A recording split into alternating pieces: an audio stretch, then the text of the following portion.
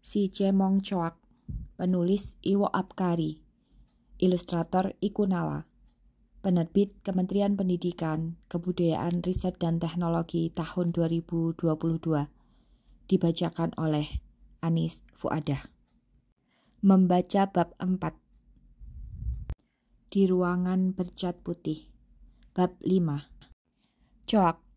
Bab 6. Satu persatu pergi. Bab 7. Pulang. 4. Di ruangan bercat putih. Cemong menatap keluar dari keranjang yang sedari tadi mengurungnya. Entah berapa lama ia menggigil ketakutan di dalam sana. Ia juga tidak tahu sudah dibawa kemana. Ia hanya bisa meringkuk dengan cemas. Siapa orang-orang yang sudah membawanya? Mereka datang ke komplek perumahan hanya untuk menangkapnya. Untuk apa? Cemong melirik keranjang di sebelahnya. Seekor kucing oranye jantan besar mengeong-ngeong dengan ribut. Ia sama ketakutannya. Mereka berasal dari komplek perumahan yang sama. Cemong sering melihat si oranye ini di bak pembuangan sampah. Kita ada di mana? Tanya Cemong. Tidak tahu. Si oranye besar meraung. Aku benci dikurung seperti ini. Cemong mengangguk. Ia merasakan hal yang sama. Namun, semangkuk makanan lezat disediakan di dalam keranjang. Wangi ikan sarden lezat menusuk hidungnya. Dalam rasa cemas dan bingung, ia masih bisa melahapnya dengan nikmat. Tidak setiap hari ia menemukan makanan seperti ini. Perutnya sudah tidak kelaparan lagi. Setidaknya untuk hari ini. Namun, ia akan dibawa kemana sekarang? Pikiran itu mengusiknya lagi. Ada beberapa orang di dalam ruangan bercat putih saat Cemong melompat keluar keranjang yang dibuka. Ia mengenali salah satunya, yang memberinya makan di dalam keranjang tadi. Mungkin juga yang tadi sudah menangkapnya. Entahlah, Cemong terlanjur panik. Bulunya unik ya, mukanya belepotan kayak kena cat. Suara seseorang kemudian tertawa. Tangannya terjulur ke arah Cemong. Cemong mendesis dan berkelit. Ia selalu ingin dielus dan disayang.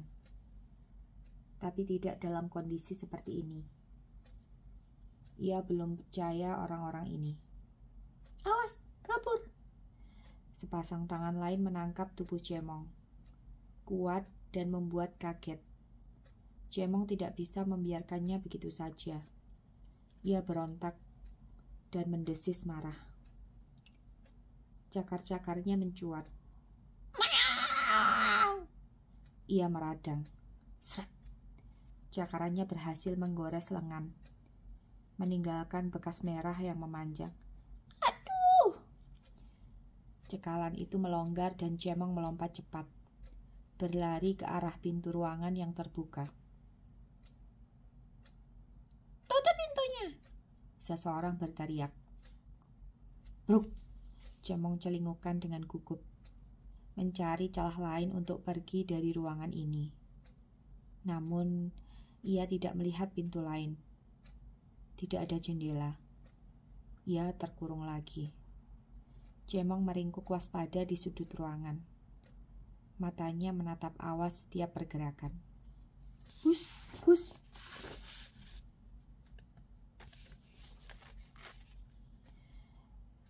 Seseorang berjas putih berjongkok di depannya. Wajahnya masih terlihat muda dan tampak ramah. Lelaki itu menjentikkan jari ke arahnya. Trek, trek. Tangan itu disodorkan ke depan wajah Cemong, membiarkannya untuk membawainya. Hidung Cemong bergerak. Ia mencium aroma. Tubuh lelaki ini sangat bau kucing. Ia mendongak. Lelaki itu tersenyum ke arahnya. Tidak terlihat ada niat jahat sedikit pun. Itu yang Cemong rasakan. Cemong tidak menolak saat tangan lelaki itu kemudian menyentuh kepalanya, mengelus leher, kemudian badannya. Ia hanya menjengit saat kedua tangan lelaki itu mengangkat tubuhnya. Perlakuannya sangat berbeda. Perlakukan kucing dengan baik, pelan-pelan, jangan gerasa-gerusu, katanya, lalu mengangkat tubuh Cemong ke depannya. Badannya saja yang kurus, tapi kondisinya cukup sehat. Bisa ditindaklanjuti, Dok? Bisa. Sekarang masukkan kandang saja dulu. Jangan diberi makan lagi. Nanti sore kita laksanakan. Tunggu, laksanakan apa?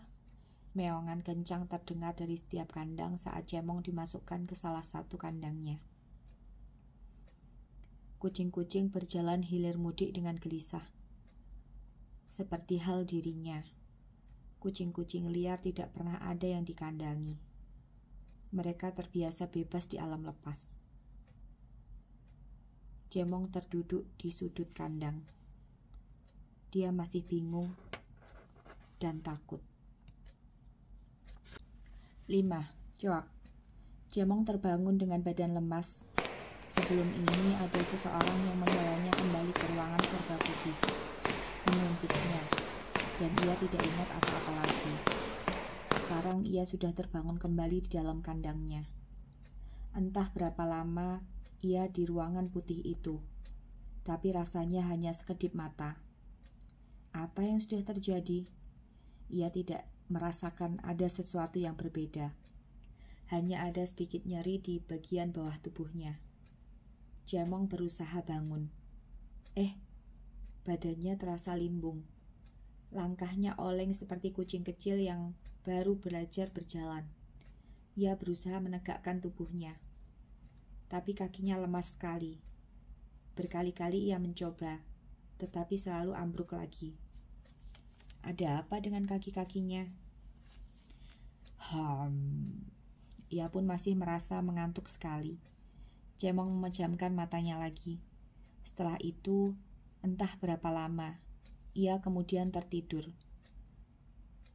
Seharian ini rasanya ingin tiduran terus. Namun, begitu terbangun dengan badan yang lebih segar, ia merasa ada yang aneh di sekelilingnya. Dengan kucing-kucing di sekitarnya. Tunggu. Cemong mengedipkan matanya beberapa kali. Matanya memicing ke arah kandang di sebelahnya. Ia tidak salah lihat, kan? Kucing oranye besar berjalan mondar-mandir dengan kondisi lebih tenang sekarang. Tapi bukan itu yang jadi perhatian Cemong. Matanya terpaku pada telinganya. Ujung telinga si oranye seperti sedikit sobek, coak dan terpotong. Panik.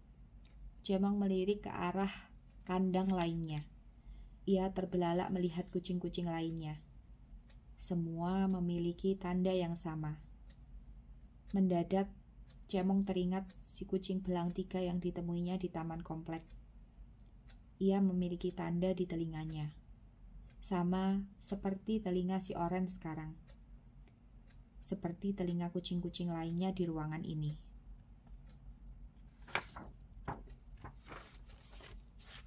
Apakah itu artinya telinganya coak juga?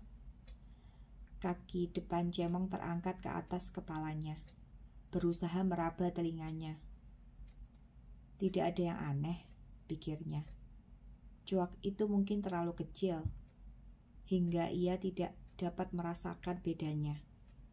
Cemong hanya bisa merasakan sebelah telinga lainnya yang memang sudah hilang sejak kecil dulu. Kalau memang telinganya sekarang coak juga, itu untuk menandakan apa? Apa yang sudah orang-orang itu lakukan sebenarnya? Pikiran Cemong kembali ke kucing belang 3. Ia terlihat sehat dan baik-baik saja, meski dengan coak di telinganya. Tubuhnya gemuk, pertanda ia tak pernah kekurangan makanan. Bulunya bersih dan halus. Yang terpenting, si belang tiga memiliki kerincing. Apakah semua kucing di tempat ini akan diberikan kerincing juga? Mata Cemong seketika berbinar. Itu dia. Mungkin tanda coak di telinga untuk memberi tanda kucing-kucing yang akan diberikan kerincing. Si putih gondrong memiliki kerincing. Tapi telinganya tidak coak. Mendadak Cemong lesu lagi. 6. Satu persatu pergi. Sudah 2 hari Cemong tinggal di dalam kandang. Selain dirinya ada beberapa kucing lain yang tinggal di sana. Ia memang mendapatkan makanan dan tidak pernah kelaparan lagi. Tapi hidup bebas sepertinya akan membuatnya lebih senang. Selain ujung telinganya yang mungkin sudah sedikit berbeda, tidak ada yang dikeluhkan Cemong lagi. Ia tidak merasa lemas lagi. Ia sudah bisa berjalan tegak dan melompat. Bahkan nyeri yang sempat dirasakan waktu itu sudah tidak dirasakannya lagi. Suara langkah kaki membuat Cemong bingung. Apakah sudah jadwal makan lagi? Anak muda itu biasa datang 3 kali dalam sehari, mengisi mangkuk-mangkuk kosong di setiap kandang dengan makanan. Namun, bukankah mangkuknya baru diisi belum lama tadi? Sepertinya bukan. Ada suara-suara lain yang mengiringi kedatangannya. Beberapa orang kemudian terlihat memasuki ruangan. Kalau tidak ada yang mengadopsi, kucing-kucing ini akan kami kembalikan lagi ke habitatnya semula. Suara si anak muda yang dikenalnya terdengar. Jadi, kalau Bapak mau mengadopsinya, kucing-kucing ini pasti senang sekali. Itu yang mereka harapkan. Cemong melihat seorang anak laki-laki berjalan mendahului. Ia berjalan dari satu kandang ke kandang lainnya. Anak itu berhenti di depan kandang si oren besar, tepat di sebelah kandang Cemong. Sejak ditempatkan di sini, mereka belum berpindah kandang. Aku mau kucing yang ini. Gagah sekali, anak itu berteriak. Cemong melihat pintu kandang si oren dibuka. Anak itu mengelus si oren dan kemudian menggendongnya. Oren sedikit berontak, tapi tak lama ia menurut. Dirawat kucingnya dengan baik ya, ujar si anak muda dengan wajah senang.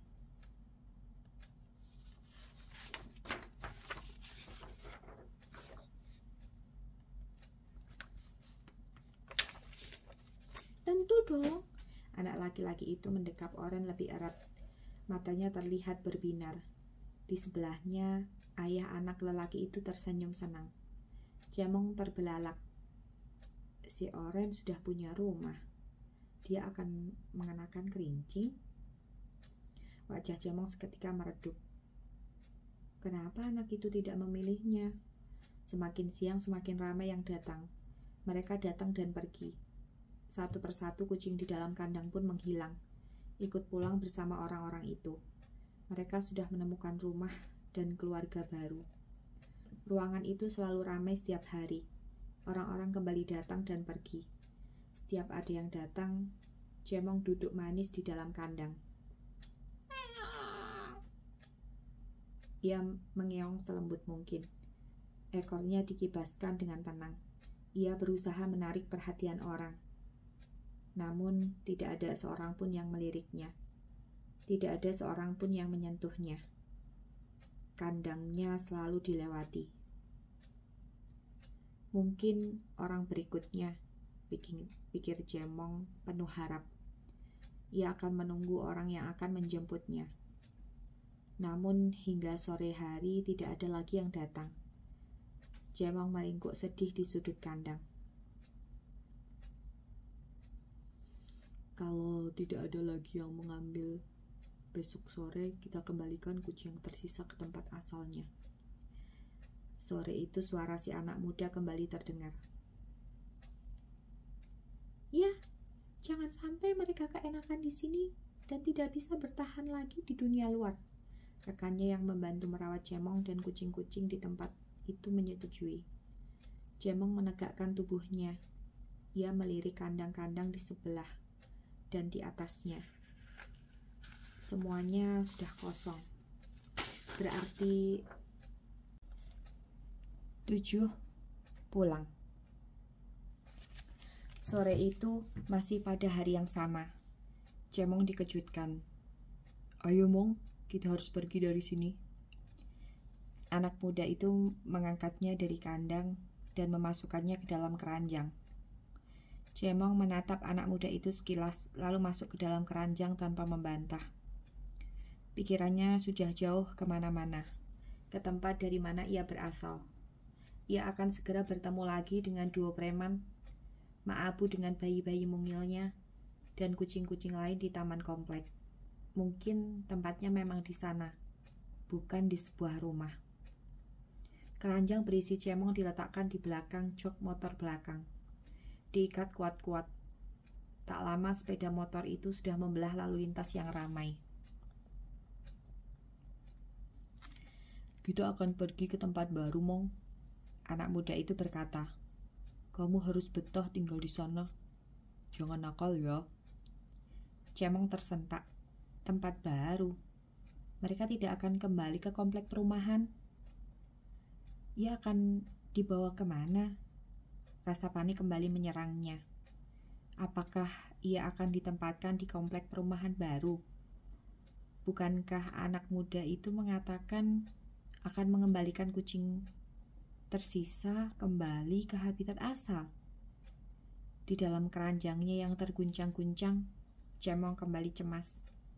Tak lama, laju motor berbelok ke arah sebuah kompleks perumahan. Jantung Cemong berdegup kencang. Berarti benar. Ia akan dilepaskan di tempat ini. Sebentar lagi ia akan bertemu kucing-kucing baru.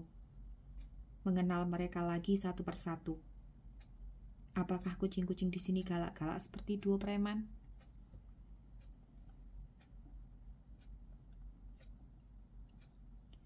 Di halaman sebuah rumah, motor berhenti.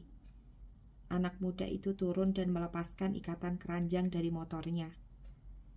Ia menjinjing keranjang Cemong dan bergegas masuk ke dalam rumah.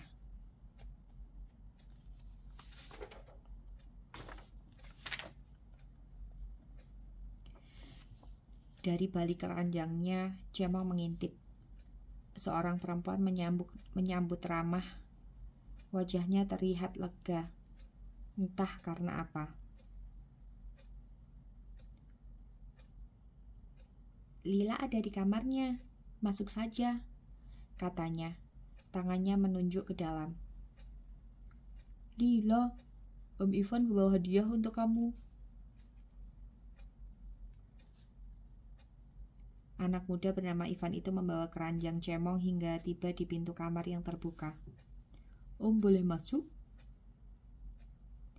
Seorang gadis kecil duduk di atas kursi roda dengan wajah murung. Matanya terlihat sembab. Ia menoleh dan mengangguk pelan.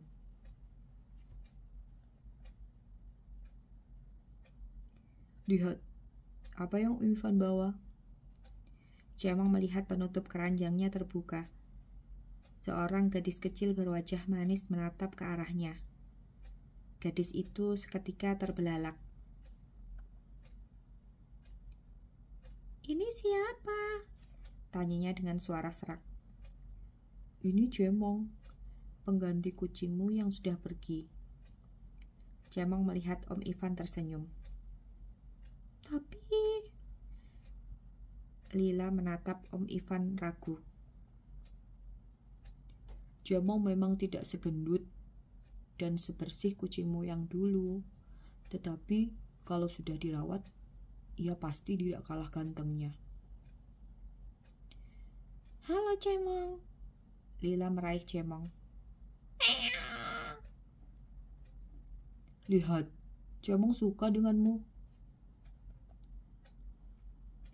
Cemong melihat Lila menatapnya lekat-lekat. Senyum gadis itu kemudian melebar. Kupingnya lucu. Ia menarik Cemong ke pelukannya. Sebelah tangan lainnya kemudian memutar kursi rodanya mendekati meja. Tangannya menjangkau sebuah kerincing merah bertali kuning. Kamu harus memakai ini, senyumnya. Ini kerincing milik Lucky. Cering, cering. Kerincing itu bergoyang-goyang. Cemong melonjak. Ia menyundulkan kepalanya ke tangan Lila. Matanya berbinar. Ia mau kerincing. Cemong menggoyang-goyangkan kerincing itu di lehernya dengan senang. Cering, cering. Rasanya ia belum pernah sebahagia ini.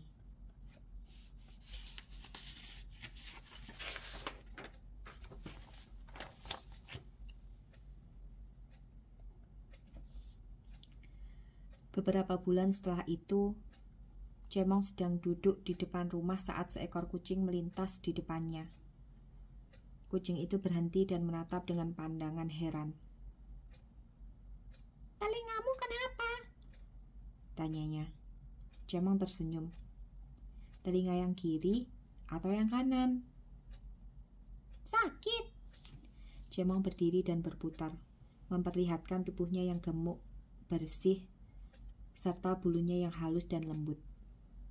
"Menurutmu, aku kelihatan kesakitan. Aku justru bahagia telingaku coak seperti ini." "Benarkah? Apa hubungannya?" "Mungkin kamu akan mengetahuinya sebentar lagi."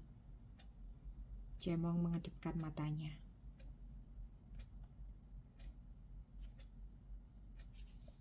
Sebuah informasi. Tahukah kamu, sterilisasi kucing dilakukan untuk mencegah terjadinya kelebihan populasi kucing, khususnya kucing liar.